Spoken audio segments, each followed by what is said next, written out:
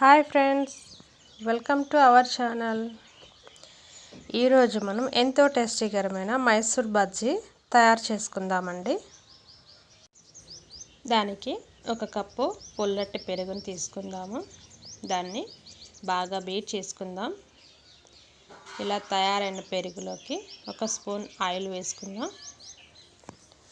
ఒక స్పూన్ వంట సోడా, ఒక స్పూన్ సాల్ట్ కూడా వేసుకుని బాగా కలుపుకుందాం.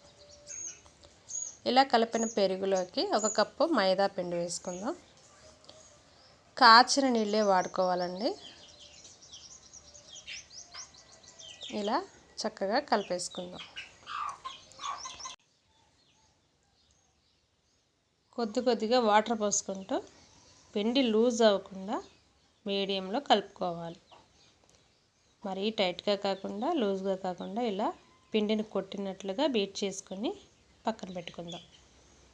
ఇప్పుడు దాంట్లో కావాల్సిన పదార్థాలు ఉల్లిపాయ, పచ్చిమిర్చి సన్నగా తరిగిన, కరివేపాకు, అల్లం తురుము, కొంచెం జీలకర్ర, ఇవి మొత్తం మిక్స్ చేసుకొని మళ్ళీ ఇంకొకసారి బీట్ చేసుకుందాం. మైదా పిండిని ఎంత బాగా కలుపుకుంటే అంత బాగా వస్తాయండి మైసూర్ బజ్జీలు. ఇలా కలిపి ఒక గంట సేపు పక్కన పెట్టేసుకుందాం. డీప్ ఫ్రైకి సరిపడా ఆయిల్ తీసుకుందాం. అది హీట్ అయిన తర్వాత చిన్న బాల్ వేసి చూద్దాం. కాగింది. ఇప్పుడు మైసూర్ బజ్జీని ఇలా నూనెలోకి వదిలేద్దాం.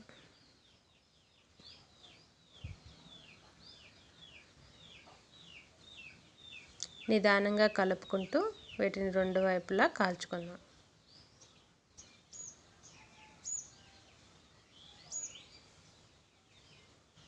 చాలా టేస్టీగా ఉండే మైసూర్ బజ్జీ రెడీ అయిపోయిందండి. ఇప్పుడు సర్వ్ చేసుకుందాం.